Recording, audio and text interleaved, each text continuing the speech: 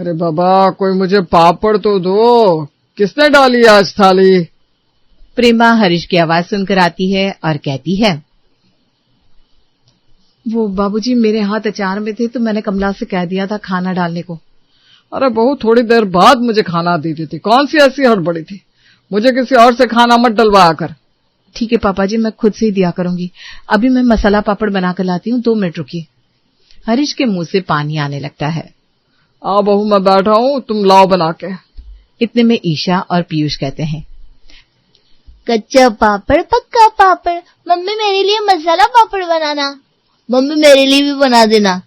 आयुष मसाला पापड़ का नाम सुनकर कहता है, अगर तुम्हें स्पेशली मेरे लिए बनाना होता तो मैं नहीं कहता, लेकिन तुम जा ही रही हो बनाने तो मेरे लिए भी थोड़ा डालना।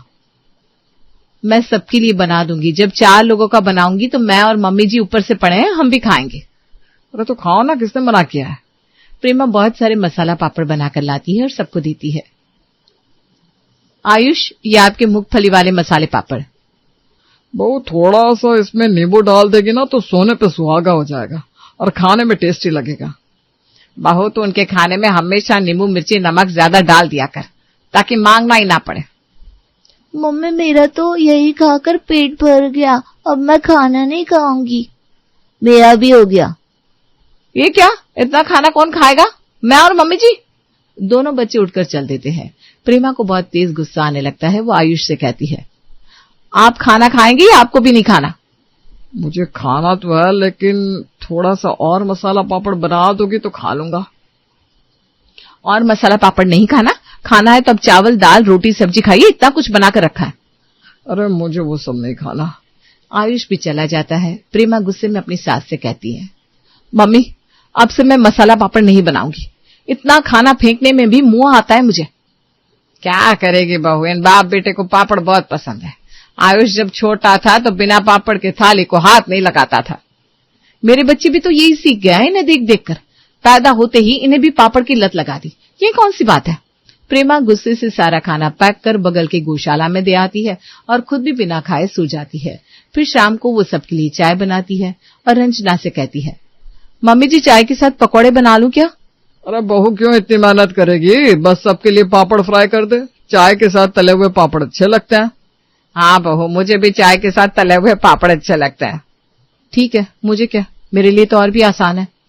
प्रेमा पापड़ तलकर हरीश और रंजना को देती है और खुद भी पापड़ और चाय लेकर बैठ जाती है। ये क्या, मेरा भी दिमाग इन लोगों के कारण खराब हो गया है। पापड़ कब से खाने लगी मैं चाय के साथ। किसी से कुछ कहने का फायदा ही नहीं है, सब एक ही थाली के चट्टे बट्टे हैं। मम्मी जी को खुद पापड़ चाहिए और नाम पापा जी का ले रही है। सबक तो मैंने सिखा कर रहूंगी। आज रात में ऐसा खाना बनाऊंगी कि इन्हें खाना खाना ही पड़ेगा और मौके पर बोल दूंगी पापड़ नहीं है। प्रेमा फिर रसोई में जाती है और कहती है, अभी नेनुआ बना लेती हूँ और रोटी सेक दूंगी। आज रात में मजा आएगा। मुझे जब इन लोगों को पापड़ ही नहीं देना होगा। रात को आयुष दुकान बंद करके घर आता है। पीयूष और ईशा आयुष को देखते ही उसके पास भागते हैं और कहते हैं, पापा कितनी देर कर दी आने में, हमें बहुत तेज भूख लग रही है। अरे बेटा क्या कहूँ, ये दोनों कब से तेरी राह देख रहे थे। पापा आएंगे तो ये खाना खाएंगे। जा जल्दी से हाथ मुंह धोकर आ जा। हाँ माँ। आयुष फ्रेश होकर आता है और कहता है, खाना लगा दो जल्दी से, पेट में चूहे कुदा कुदी कर रहा है। हाँ हाँ बस लगा रही हूँ। प्रेमा खाना लगाती है। खाना देखकर सब एक दूसरे की ओर देखने लगते हैं। मम्मी ये नहीं खाना मुझे। अरे ये क्या बना दिया बहू तूने, कम से कम मुझसे पूछ तो लेती। मम्मी घर में और कोई सब्जी नहीं थी, बस नेनुआ था तो मैंने बना लिया। अरे मुझसे कहते तो तेरे पापा जी से कहकर बनवा देती। मम्मी जी वो पापा जी के पैर में बहुत दर्द था ना, तो मैंने सोचा यही बना लेती हूँ। अब बहू ने बना दिया है तो रहने दो, खा लो सब। बहू मुझे तो इसमें पापड़ चूर कर दे दे, मैं खा लूंगा। ईशा आयुष को धीरे से कहती है, पापा कच्चा पापड़ या पक्का पापड़, हमें कुछ भी चलेगा लेकिन ये नहीं। ठीक है, तो हमें भी पापड़ की भुजी बनाकर उसमें घी और मिर्च मिलाकर दे दो, हम उसी से रोटी खा लेंगे। क्यों बच्चों? हाँ ये ठीक है। प्रेमा मुंह लटका कर कहती है, आज घर में पापड़ नहीं है, आज सब खा लो, कल मैं सुबह खुद बाजार जाकर सबके लिए ले आऊंगी पक्का। रंजना कमरे में जाकर एक पापड़ का पैकेट निकाल कर लाती है। इमरजेंसी के लिए मैं हमेशा कमरे में एक पैकेट पापड़ रखती हूँ, कब जरूरत पड़ जाए। जा बहू सबको दे दे। कच्चा पापड़ पक्का पापड़। प्रेमा के किए कराए पर पानी फिर जाता है। वो रसोई में जाकर कहती है, इतना दिमाग लगाया लेकिन कोई काम नहीं आया। मेरा साथ देने वाला इस घर में कोई नहीं है। विक्रम की शादी हो जाती तो मेरी देवरानी होती जो मेरा साथ देती। प्रेमा पापड़ सेक कर ले आती है और सबको उनके हिसाब से बनाकर देती है। अब सब मजे से खाकर सो जाते हैं। अगले दिन रंजना और हरीश सुबह सुबह राशन और सब्जी लेने निकल जाते हैं। पापड़ लेना मत भूलना। हाँ भाई, मुझे याद है, 2 पेटी पापड़ मैंने बोल दिया है दुकान वाले को पहले ही। अरे दिमाग है तुम्हारे में। हरीश और रंजना सब सामान लेकर वापस आते हैं। मम्मी जी, नाश्ते में क्या बना लूं? दही पापड़ और मंगौड़ी बना ले, सबको पसंद भी बहुत है और झट से बन भी जाएगा। ठीक है, बना लेती हूँ। प्रेमा दही पापड़ मंगोड़ी की सब्जी बनाती है और रोटी के साथ सबको देती है। मम्मी, बहुत स्वाद है। कच्चा पापड़ पक्का पापड़, मुझे तो पापड़ चाहिए। और पापड़ मंगोड़ी तो लाजवाब बनी है। देखा बहू, मैंने कहा था ना, सब चाव लेकर खाएंगे। अब दोपहर में तू चावल दाल और गोभी की सब्जी के साथ पापड़ दे देना, सब खा लेंगे। खाना ऐसा बनाओ कि सब खा सके, ऐसा नहीं कि कोई खा ही ना सके। सब खाना खाते हैं और अपने अपने काम पर लग जाते हैं। इसी तरह दिन बीतने लगते हैं। एक रोज शाम को प्रेमा रंजना से कहती है, मम्मी जी, रात के खाने में क्या बनाऊं समझ में नहीं आ रहा। पापड़ की सब्जी और रोटी बना ले, देखना कैसे सब मुंह मोड़ मोड़ कर खाते हैं। ठीक है, बना लूंगी। मम्मी जी भी ना एक से एक पापड़ की रेसिपी निकालती है। दिन रात इन्हें पापड़ चाहिए बस। मन तो करता है रोटी की जगह इन्हें एक दिन पापड़ ही दे दूं। प्रेमा पापड़ की सब्जी बनाती है। पहले कढ़ाई में तेल गरम करती है, फिर उसमें हींग जीरा डालती है, फिर उसमें कटे हुए टमाटर डालकर फ्राई करती है और थोड़ी देर भूनती है। फिर उसमें पीसी हुई धनिया डालती है और उसे अच्छे से फ्राई करके उसमें पानी डाल देती है। पानी खौलने लगता है तब उसमें सेके हुए पापड़ डाल देती है तो आसान ही पापड़ की सब्जी बनाना। वहीं पनीर या किसी और की सब्जी होती तो 1 घंटा तो लगता ही। प्रेमा रात के खाने में सबको पापड़ की सब्जी और रोटी देती है। सब शौक से खाने लगते हैं। इतने में प्रेमा कहती है, मम्मी जी, मैं क्या कह रही थी, विक्रम की शादी कर देनी चाहिए अब हमें। हाँ बहू, शादी तो करनी है, लेकिन वो यहाँ आए तब तो उससे बात करके पूछूं। बात करने के लिए आने की क्या जरूरत है? मैं आज ही उसे फोन करके शादी की बात कर लेता हूँ और आने को कह देता हूँ। हरीश खाते वक्त विक्रम को फोन करता है और कहता है, और बेटा, सब भूल गया क्या? आना नहीं क्या तुझे? अब तेरी शादी के लिए लड़की देख रहे हैं हम। अरे नहीं नहीं पापा, आप लोग लड़की मत देखिए। मुझे एक लड़की पहले से पसंद है, मुझे उसी से शादी करनी है। ठीक है, तो भाई उससे करवा देंगे। तुम खुद आओ और लड़की के माँ बाप से मिलवाओ। मैं जी पापा, मैं कल ही आता हूँ। विक्रम अगले दिन आकर सबको अंजलि के बारे में बताता है। अंजलि के माँ बाप आकर हरीश और सबसे मिलकर दोनों बच्चों की शादी पक्की कर देते हैं। समझी जी, शादी में कुछ दीजिए ना दीजिए, हमें 2 ड्रम भर के पापड़ चाहिए। आप नहीं कहते तो भी हम आपको पापड़ देते ही। हम मारवाड़ी में हर रिवाज में शादी में पापड़ जाता ही जाता है। अरे वाह, तब तो सही है, हमारे बेटे ने सही चुना है। सब हंसने लगते हैं। रंजना अब दिन भर प्रेमा को सुनाती रहती कि अंजलि के मायके से पापड़ आ रहा है। प्रेमा मन ही मन सोचती है, मम्मी जी, अब जितने दिन ड्रामा करना है कर लीजिए। अब मेरा साथ देने वाली मेरी देवरानी आ रही है। हम दोनों टीम बनाकर सबका पापड़ खाना छुड़ा देंगे। दिन बीतने लगते हैं। अंजलि और विक्रम की शादी हो जाती है और वो अपने ससुराल में चली आती है। उसके आने से सबसे ज्यादा खुशी प्रेमा को होती है। अंजलि, मैं तुम्हारी जेठानी नहीं, तुम्हारी बड़ी बहन की तरह हूँ। तुम आराम से कुछ भी मुझे बता सकती हो। जी भाभी, मुझे थोड़ी देर आराम करना है। हाँ हाँ, जाओ आराम कर लो। अंजलि अपने कमरे में आराम करने चली जाती है। सब आराम से अगले दिन दोपहर में उठते हैं और रंजना कहती है, अंजलि के आने से पूरा घर पापड़ पापड़ से भर गया है। आज अंजलि के हाथों का मसाला पापड़ खाएंगे। हाँ दादी। अंजलि नहा धोकर आती है। बहू, सब बहुत थके हैं और भूखे भी हैं, तो अभी दाल चावल और आलू का चोखा बना ले और साथ में मसाला पापड़ बना लेना। इतने में प्रेमा कहती है, मम्मी जी, इससे मसाला पापड़ बनाने आते होंगे तब बनाएंगे ना, और आज मैं बना नहीं पाऊंगी तो आज फिर सबको बिना पापड़ के ही खाना खाना होगा। बड़ी बहू, जिसके घर से इतने पापड़ आए हैं उसे मसाला पापड़ बनाने नहीं आते होंगे, ये कैसे मान सकती हूँ मैं? ये कौन सी बात हुई मम्मी जी? इतने में अंजलि कहती है, भाभी, मुझे मसाला पापड़ बहुत अच्छे से बनाना आता है, वो भी रेस्टोरेंट स्टाइल। विक्रम जी को बहुत पसंद है। मम्मी जी, मैं बना लूंगी। अंजलि रसोई में जाती है और प्रेमा भी उसके पीछे पीछे जाती है। अंजलि, तुम पागल हो क्या? मैं तुम्हारा काम कम कर रही थी और तुमने कह दिया मुझे मसाला पापड़ बनाना आता है। भाभी, मैं झूठ कैसे बोलती? विक्रम को पता है मुझे मसाला पापड़ आते ही बनाने। वो ठीक है, लेकिन अब से कोई भी तुम्हें पापड़ का कुछ भी बनाने को कहे तो बनाना मत। इन लोगों को बस हर चीज में पापड़ चाहिए। ऐसे थोड़ी ना होता है। हम दोनों एक टीम है। अब मेरा साथ दोगी ना तुम इन लोगों को सुधारने के लिए? भाभी, मुझे भी बहुत तेज भूख लग रही है, मैं खाना बनाकर आपसे बात करूं? प्रेमा रसोई से चली जाती है। फिर थोड़ी देर में अंजलि खाना लगाती है और सबको खाना परोसती है। मसाला पापड़ के साथ तले हुए पापड़ भी परोसती है। पीयूष और ईशा, मसाले पापड़ खाकर बताओ कैसे बने? चाची एक नंबर। चाची बहुत टेस्टी बना है, मम्मी से तो लाख गुना बेहतर। अंजलि, पापड़ और उसकी वैरायटीज बहुत अच्छी बना दी है मम्मी। बहू, तब तो हमें तो खिलाना रोज कुछ अलग। हमारा तो पापड़ बिना चलता ही नहीं। हाँ पापा जी, मुझे भी पापड़ बहुत पसंद है और मैं तो एक टाइम भी पापड़ के बिना खाना ही नहीं खा सकती। प्रेमा अपने माथे पर हाथ रख लेती है। क्या सोचा था, क्या हो गया? अंजलि मेरा साथ देगी ये सोचकर मैंने विक्रम की शादी के बाद छेड़ी और वो भी पापड़ खाने वाली निकली। हे भगवान, तूने क्या मुझे पापड़ सेकने के लिए भेजा है? अब तो मेरे नाक में और दम हो जाएगा। मैं भी बोल दूंगी सबसे कि अब अंजलि ही बनाए जो उसे बनाना है पापड़ का, मैं नहीं बनाने वाली। इतने में आयुष आता है।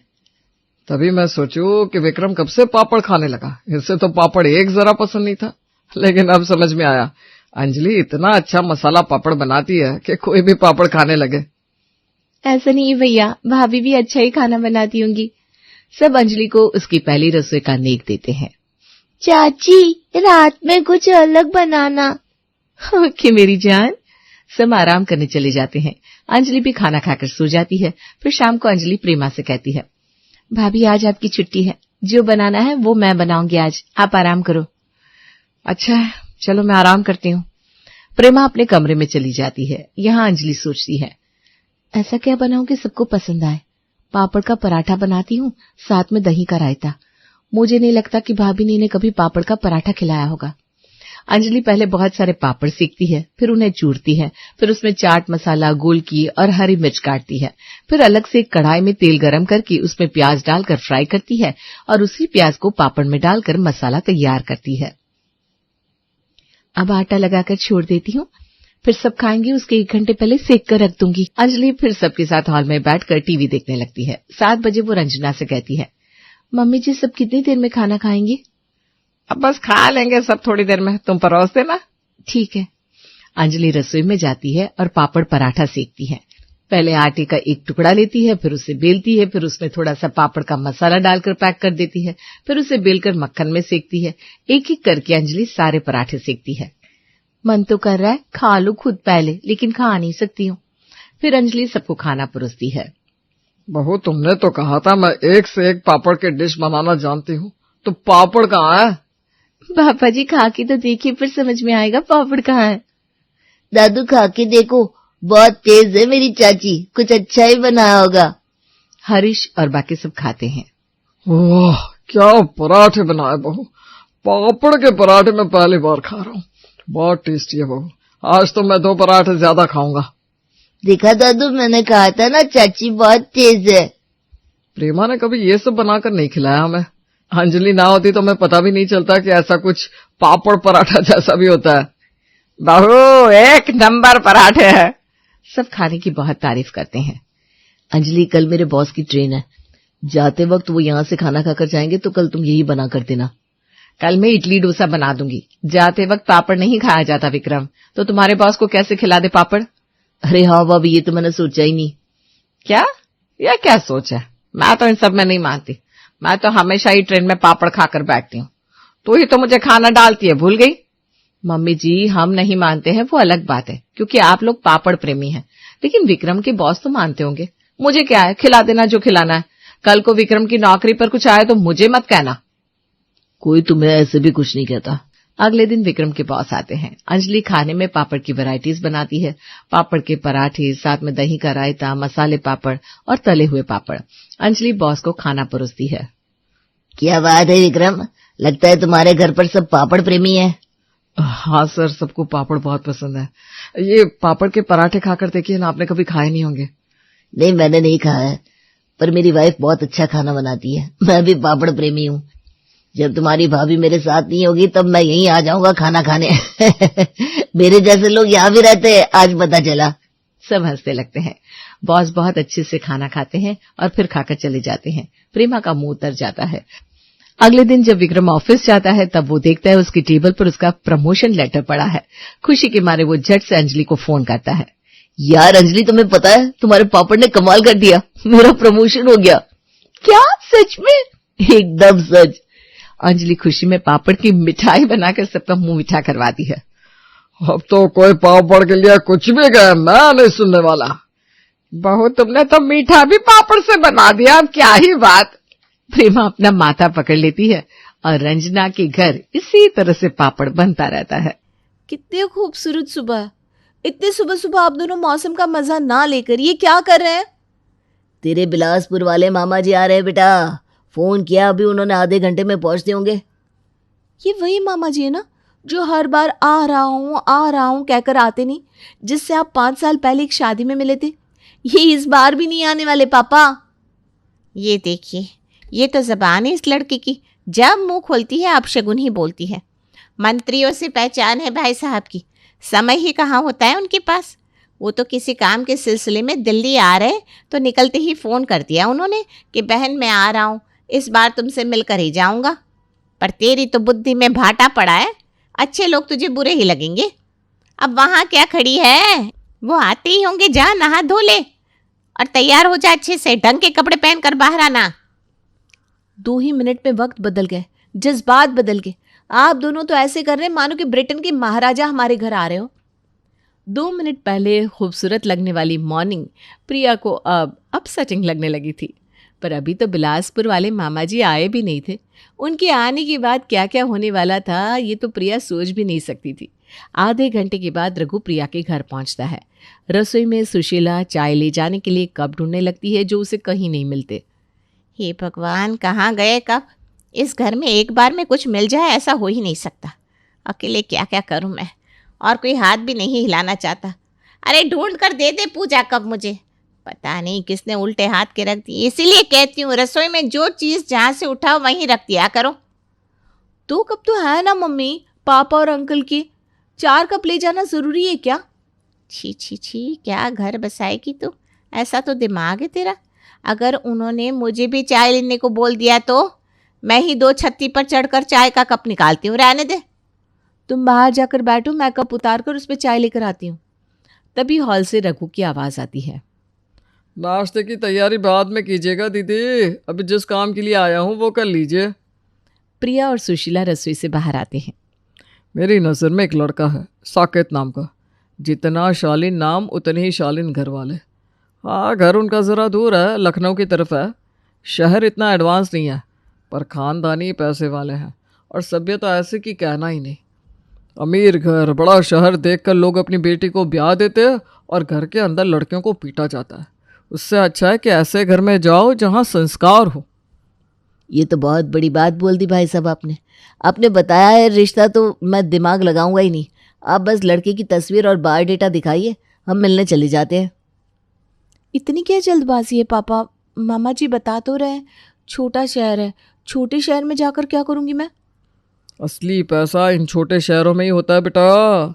हमारे शहरों में तो बस फोकसबाजी, दिखावा।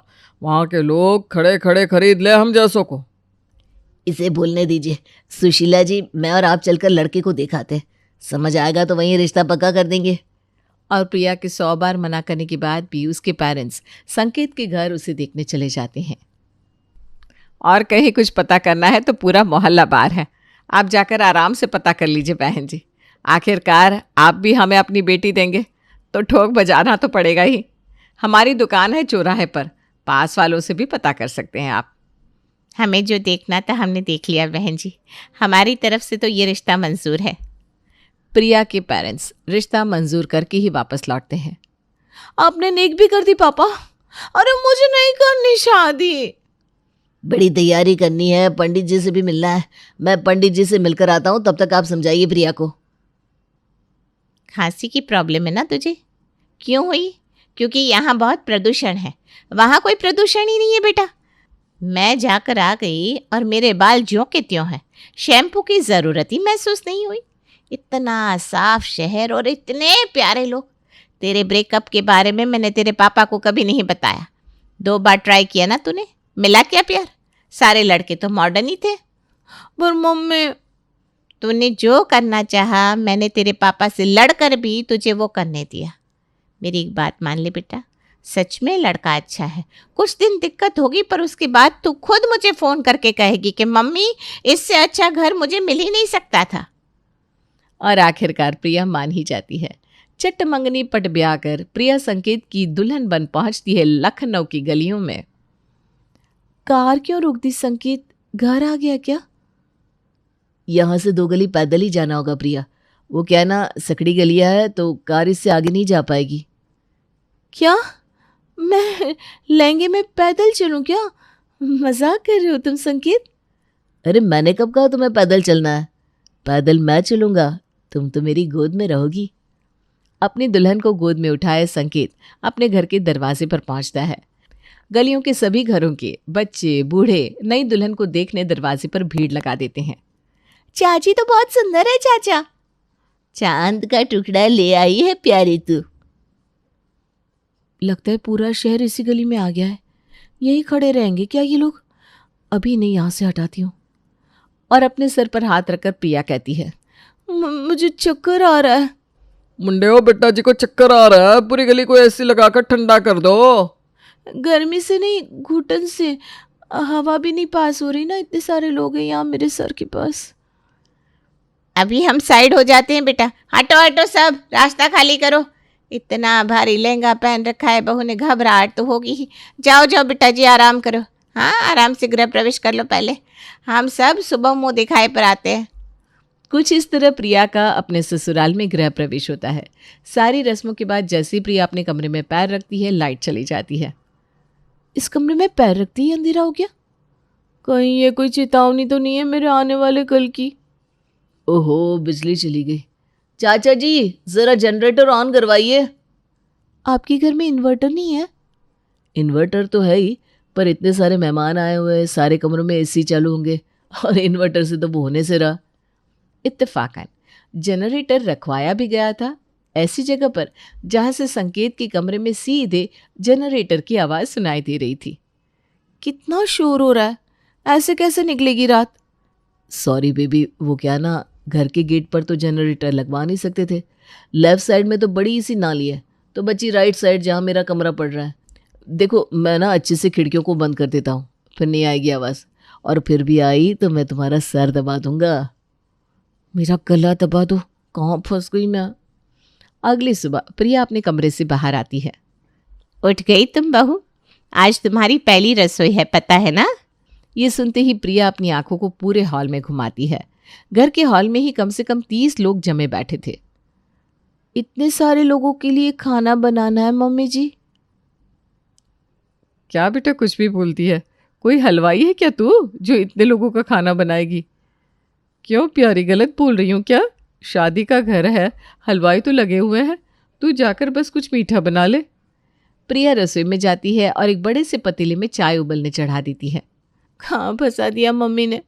एक मेरा घर था जहाँ गिनकर 3 लोग थे, चौथा आदमी मुझे बर्दाश्त नहीं होता था, और यहाँ सारे पड़ोसी आकर ऐसे बैठे हुए हैं मानो इनके ही घर बहू आई हो। प्राइवेसी नाम की तो कोई चीज़ ही नहीं है।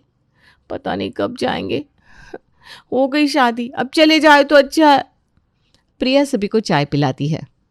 और क्या चल रहा है भाई साहब? क्या पापा जी, आप भी बार बार अंकल जी को रोज़ बुला लेते, उन्हें काम होगा तो। आंटी जी, आपको भी तो खाना बनाना होगा ना, आप आराम से जाइए, हम नाराज़ नहीं होंगे। आखिर सबके अपने काम होते हैं भाई। चाय की तारीफ कर सभी वापस अपने अपने घर लौट जाते हैं। दोपहर के वक्त प्रिया अपने कमरे में किताबें पढ़ रही थी, तभी उसे जोर जोर से चीखने चिल्लाने की आवाज़ सुनाई देती है। वो बाहर आकर देखती है। तू जानता नहीं, मुझे हैंडपंप उखाड़ दूंगा। पिछले 40 सालों से हैंडपंप उखाड़ने की धमकी दे रहा है तू। अरे इस बार तो उखाड़ ही दे। हमारे मोहल्ले में हैंडपंप है ही कहाँ भाई? खड़े होने की जगह तो निकल जाए पहले। जब तू खुद जानता है कि जगह नहीं है तो क्यों मेरे घर के दरवाजे पर अपनी गाड़ी खड़ी कर देता है? मैं कैसे निकालूं अपनी गाड़ी? तो ये बात तो मुझे प्यार से भी बोल सकता था, धमकी किस चीज की दे रहा है? भूल गया तू कैसे चाची की मार से बचने के लिए मेरे घर आकर छिपता था। तेरे कारण चाची मुझे मार कर जाती थी, पर क्या कभी मैंने शिकायत की? आज जब मैंने कुछ बोल दिया तो सुन लेता। और अभी 2 मिनट पहले लड़ रहे दोनों पड़ोसी इसी बात पर गले लग जाते हैं। ये क्या तमाशा है? अभी 2 मिनट पहले तो ये दोनों एक दूसरे की जान के दुश्मन बने बैठे थे और अभी गले मिल रहे हैं। यही तो खास बात है इन गलियों की बेटा। यहाँ लड़ाई झगड़े तो होते हैं पर बैर नहीं होता। जब बहस हुई उसी टाइम सलटा देते हैं। मन में कोई दूसरे के लिए कुछ नहीं रखता। एक शाम प्रिया हॉल में बैठी टीवी देख रही थी, तभी बाहर से एक बॉल उड़ता हुआ आता है और ठीक सामने टीवी पर जा लगता है और टीवी बंद हो जाती है। ये बॉल किसने मारी? जीरो मैनर्स, तमीज नहीं है इस गली के बच्चों में। आज मैं नहीं छोड़ने वाली इन शैतानों को। गुस्से में प्रिया बाहर जाती है पर पूरी गली में सन्नाटा था।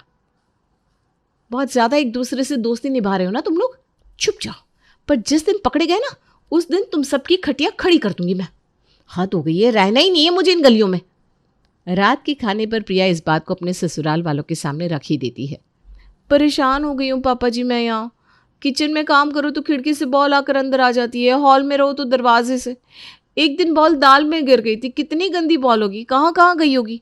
पूरी दाल मुझे फिर से बनानी पड़ी थी और आज ये देखिए टीवी फूट गई। इसे देखकर संकेत के बचपन की याद ताज़ा हो गई। सामने वाला मोहन नहीं है क्या, रोज उसके घर की टीवी फोड़ देता था ये। परेशान होकर उन्होंने टीवी लगाना ही छोड़ दिया। आज तक इनके घर में टीवी नहीं है। प्रिया की बात को सभी मजाक में उड़ा देते हैं। इसी तरह दिन गुजर रहे थे। मोहल्ले के शोरगुल से प्रिया चिड़चिड़ा महसूस कर रही थी, इसीलिए वो अपने आप को खुश करने के लिए शॉपिंग पर चली जाती है। शाम को जब वो घर लौटती है उसे अपने घर का नज़ारा ही अलग लगता है। ये तो बगल वाली नेहा है, पर ये लड़का कौन है? और मम्मी जी इन लोगों को चाय नाश्ता क्यों परोस रही है? कहीं मैं नेहा के घर में तो नहीं आ गई? अरे हाँ, याद आया, आज नेहा को लड़के वाले देखने आने वाले थे। इतना पागल कर दिया है सबने कि गलती से लगा कि मैं नेहा के घर आ गई। प्रिया वापस से बाहर निकलती है और बाहर टंगे नेम प्लेट पर लिखे नाम को फिर से पढ़ती है। हैं? घर तो अपना ही है, फिर नेहा के घर वाले यहाँ क्या कर रहे हैं? और लड़के वाले हमारे घर क्यों आए नेहा को देखने? ये क्या ड्रामा है? ये घर है या धर्मशाला? तभी संकेत वहाँ आता है। लीजिए अंकल जी, लड़की की भाभी भी आ गई। भाभी? कौन सी भाभी? नेहा का तो कोई भाई है ही नहीं। तुम बहू और कौन? संकेत नेहा का भाई और तुम उसकी भाभी। तुम दोनों ही तो कन्यादान करोगे। ना चाहते हुए भी प्रिया को झुककर सभी के पैर छूने पड़ते हैं। बड़ी प्यारी बच्ची है, संस्कार भी अच्छे हैं। आप लोगों से मिलकर बड़ा अच्छा लगा हमें। जो लड़की इतने संस्कारों के बीच पली बड़ी हो वो कभी हमारे घर को तोड़ेगी नहीं। हमें ये रिश्ता मंजूर है। नेहा की शादी पक्की होने पर सारे मोहल्ले वाले ऐसे खुश हो जाते हैं मानो उनके घर की बेटी का रिश्ता पक्का हुआ हो। अंगूठी एक्सचेंज करने के बाद लड़के वाले अपने घर लौट जाते हैं और फिर प्रिया अपनी सास से कहती है, ये सब क्या है मम्मी जी? नेहा का खुद का घर नहीं है क्या कि लड़के वालों को यहाँ बुलाया गया? हमारी गलियों में ऐसा नहीं होता बेटा। ये तेरा, ये मेरा, सभी की मदद करके चलते हैं हम। नेहा के घर की हालत देखी है तूने, कैसा जर्जर मकान हुआ पड़ा है। एक माँ एक बेटी है घूम फिर कर। ऐसे में हर बार जब बेटी की शादी में कोई ना कोई अड़चन आ जाए तो माँ के कलेजे पर क्या बीतती होगी, सोचा है तूने? सामने से नेहा की माँ ने पूछा तो मैं मना कर देती क्या? तू ही देख, इस घर में बात हुई तो कैसे पहली बार में ही नेहा का रिश्ता पक्का हो गया। अब आराम से विदा होकर अपने घर जाएगी। इस घर को धर्मशाला बना दिया है मम्मी जी आपने। इतने सारे मेहमान आकर गए, इतने बर्तन हो गए, अब फिर कमला कुड़कुड़ करेगी। कमला ने काम छोड़ा ना मम्मी जी, फिर मैं तो नहीं करने वाली, बता देती हूँ। प्रिया हर वक्त चिढ़ी ही रहती क्योंकि उसे चाहिए थी प्राइवेसी, और यहाँ तो अगल बगल वाले उसके बेडरूम तक पहुँच जाते थे। एक रोज़ प्रिया अपने कमरे में जाती है तो क्या देखती है, उसकी सास उसके कबर्ड से ड्रेसेस निकालकर नेहा को दे रही है। अरे भाभी, वो क्या है ना, आपकी होने वाले जीजा ने मुझे डेट पर बुलाया है। अब मैं तो कभी ऐसे मॉडर्न कपड़े पहनती नहीं, तो चाचा जी ने कहा कि तुम्हारी भाभी है ना, उनके कपड़े ले जा, सो मैं लेने आ गई। हाँ हाँ ले जाओ, वैसे भी मुझसे पूछा कहाँ जाता है मेरी चीज़ों को छूने से पहले। ये कहकर प्रिया गुस्से में बाहर चली जाती है। ऐसे ही दिन बीत रहे थे। फिर एक सुबह, घर का ध्यान रखना प्रिया, हमें आने में लेट होगा। तू भी चलती ना बहू, बड़ा मज़ा आता, माता जी का आशीर्वाद भी मिल जाता। क्या ही मज़ा आएगा मम्मी जी, वही 4 रास्ते, वही 4 लोग। आप जाइए, और आशीर्वाद आप ले या मैं लूं, क्या फर्क पड़ता है? मैं तो आज आराम करना चाहती हूँ। प्रिया के ससुराल वाले मंदिर चले जाते हैं और प्रिया आराम से स्नैक्स बनाकर टीवी देखते हुए एंजॉय करने लगती है। तभी अरे अचानक सर क्यों चकरा रहा है? सब धुंधला धुंधला सा लग रहा है। कहीं मुझे चश्मा तो नहीं लगने वाला? शायद मैं थक गई हूँ। ये सोचते हुए प्रिया जैसे खड़ी होती है उसे चक्कर आ जाते हैं और वो वहीं बेहोश होकर गिर पड़ती है। खिड़की से जैसे ही सुरेंद्र की नज़र बेहोश पड़ी प्रिया पर पड़ती है, वो दरवाज़ा तोड़कर अंदर आ जाता है। मोहल्ले के सभी लोग फौरन प्रिया को अस्पताल ले जाते हैं, जहां उसे होश आता है। मैं यहाँ कैसे? मैं तो घर पर थी, पता नहीं मुझे अचानक चक्कर आ रहा था और हाँ बेटा, तू बेहोश हो गई थी और दरवाज़ा अंदर से बंद था। तू घर पर अकेली थी, इसलिए हम सभी बार बार तेरे घर का चक्कर लगा रहे थे। इसी बीच सुरेंद्र भाई साहब ने जब खिड़की से अंदर झाँका तो तू ज़मीन पर गिरी हुई थी। वो फौरन दरवाज़ा तोड़कर अंदर चले गए। हम सब इतना डर गए थे बेटा जी, क्या बताएं। अब ठीक तो है ना चाची? अब हम कभी क्रिकेट नहीं खेलेंगे। आपको बहुत टेंशन होती है ना, इसीलिए आप बेहोश हो गई ना? क्रिकेट तो आप सबको खेलनी ही पड़ेगी, क्योंकि साथ में खेलने के लिए एक प्लेयर जो आ रहा है। प्रिया, यू आर प्रेग्नेंट। क्या? बच्चा? मैं तो खुद को ही नहीं संभाल पाती, बच्चा कैसे संभालूंगी संकेत? मैंने सोचा था मैं MBA करूंगी। तो मैं किस दिन काम आऊँगी? ऐसे भी अकेले मेरा मन कहाँ लगता है। तो आराम से पढ़ाई करना बहू, बच्चा मैं संभाल लूँगी। शादी होकर मैं कोई USA नहीं जा रही हूँ। मेरा भी तो भतीजा है, उसे तो मैं ही संभाल लूंगी। मेरा बच्चा तो मेरे पास ही रहेगा, नहीं तो पंप उखाड़ दूंगा। मतलब दादा के पास बच्चा आएगा ही नहीं है? आप सबका कॉन्फिडेंस देखकर तो मुझ में भी कॉन्फिडेंस आ गया। किसी फ्लैट में अगर बेहोश होकर गिरी होती ना, तो शायद ही कोई मुझे देखने आता। और आप सब तो मेरे गिरने के पहले ही मुझे हॉस्पिटल ले आए। आपने ठीक कहा था मम्मी जी, गलियों में रहने का अलग ही मज़ा है। यहाँ जैसा अपनापन मुझे कभी कहीं नहीं मिलेगा। प्रिया हॉस्पिटल से ही अपनी माँ को फ़ोन करके कहती है, गलियों में ससुराल ढूंढने के लिए थैंक यू मम्मी। और इस दिन के बाद प्रिया अपने ससुराल को हमेशा के लिए अपना लेती है।